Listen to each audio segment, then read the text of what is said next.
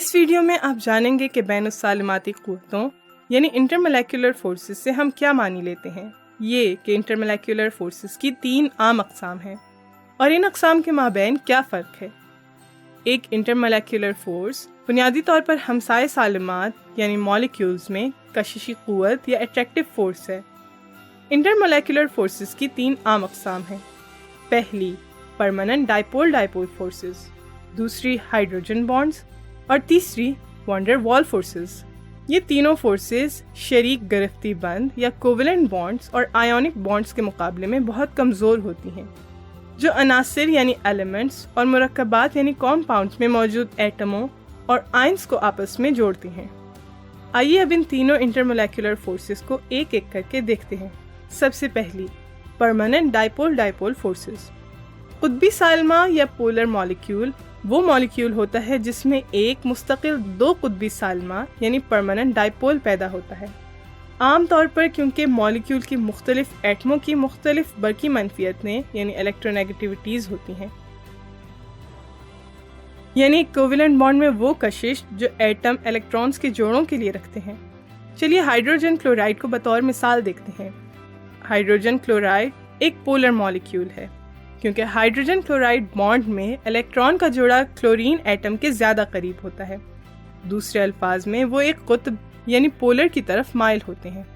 Chlorine میں electrons کے لیے زیادہ کشش ہوتی ہے کیونکہ اس کی برقی منفیت یعنی الیکٹرونیگیٹیوٹی ہائیڈروجن کے ایٹم کی نسبت زیادہ ہوتی ہے۔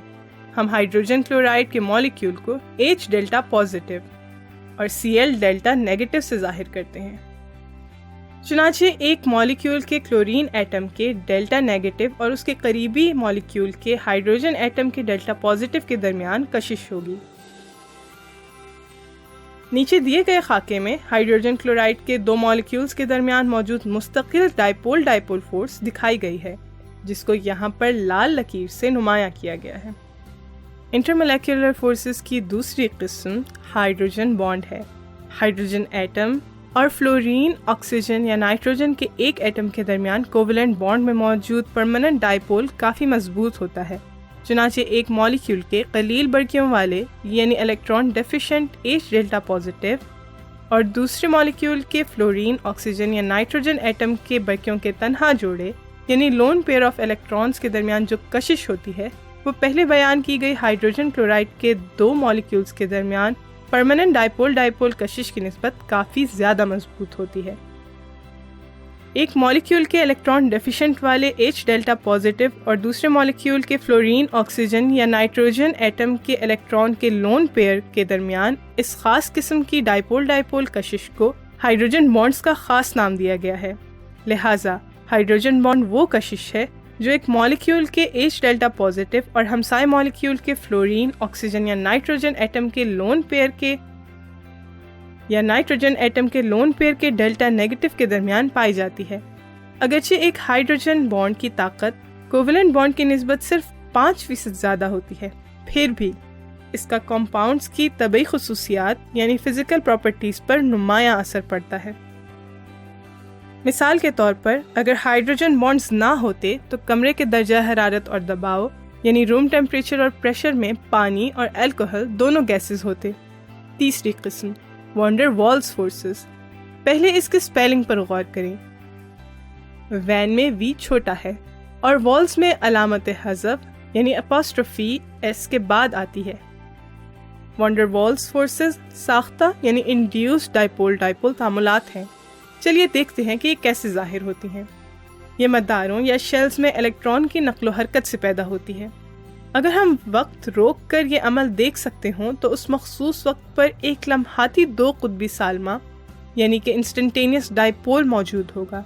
یہ انڈیوسڈ ڈائپول تعاملات ہیں جو وان ڈر والز فورسز کہلاتے ہیں۔ تمام مالیکیولز میں واقع ہوتے ہیں چاہے وہ پولر ہوں یا نہ ہوں، لیکن یہ واحد انٹرمولیکولر فورسز ہیں جو نان پولر مالیکیولز میں پائی جاتی ہیں، جیسے کہ ہیلوجنز اور نوبل گیسز میں۔ جیسے جیسے مالیکیولز میں الیکٹرانز کی تعداد بڑھتی ہے، وان ڈر وال فورسز میں بھی اضافہ ہوتا جاتا ہے۔